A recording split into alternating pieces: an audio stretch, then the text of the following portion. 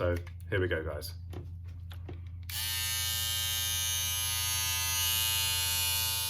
Okay guys, welcome back. Today I'm going to be doing a video showing you how I maintain the mustache. So I've been doing Movember for about 3 weeks now. I'm going into the final week of Movember and I've left the mustache largely untouched. A little bit of sort of maintaining here and there, but largely untouched, just letting it do its own thing and letting it grow. But I thought going into the final week, I want it to look sharp, I want it to look good, and I'll show you what I do to keep the mustache nice and tidy, guys. So what you'll need to maintain the mustache is a handheld mirror, or a bathroom mirror will do just fine, an electric shaver, ideally one with some sort of detailer or smaller blade in order to, get those sort of like sharp edges in the mustache. If you don't have one of them, a pair of scissors also does a job, but I find with an electric razor, you get a little bit better of a grip and you can sort of get the angles a little bit better on the mustache, and it's a little bit easier to hold. So I'm going to show you a bit of a closer look in terms of what's going on with my mustache. Of course, everyone's mustache grows slightly differently, and if it grows imperfectly, that's absolutely fine. You may not be able to tell on the camera, but mine is also slightly uneven as well. If you can sort of see on this side, the angle goes down a little bit sharper than on this side. So I've got to sort of compensate for that on this side to make sure that is as symmetrical as I can possibly get it. So you can see, if I get a little bit closer, that the mustache has a few stray hairs, okay? So your mustache will have a general sort of growth pattern, and then around it will have a few stray hairs. There often be little smaller baby hairs, which just make the mustache look a little bit messy, okay? And all you need to do is sort of trim those hairs in order to get the mustache looking a lot sharper, okay? And I'll tell you guys as well, another trick that I use when growing out my mustache is actually not to let the hairs grow over the top lip. Obviously, some people do if they want to sort of go for that look, but I prefer just a sort of clean, classic look. And I think for that to be achieved, the hair cannot go over the top lip, okay? So you can sort of see with my mustache now, if I smile, okay, the hair is starting to go over the top lip.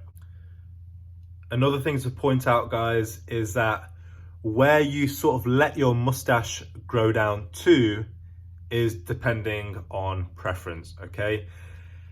What tends to happen is people grow it to either the corner of their mouths or just sort of in line with their bottom lip, okay? So you can sort of see that I've gone for in line with my bottom lip.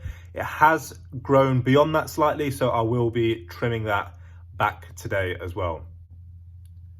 So before you start trimming your mustache, just give it a little comb down to make sure all the hairs are lying as flat as possible, and that allows you to try and capture as many of the hairs as possible. So here we go, guys. I've got the detailer on my electric razor and we're going to tidy up this mustache.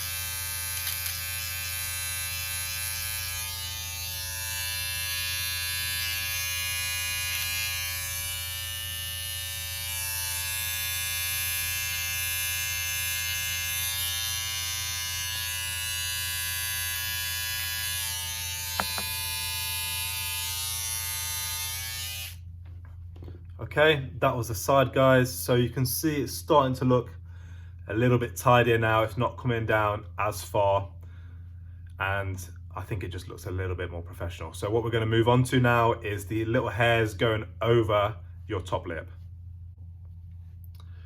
So when I do the top lip, I tend to do a closed smile so I can see which hairs are going over the top. So here we go, guys.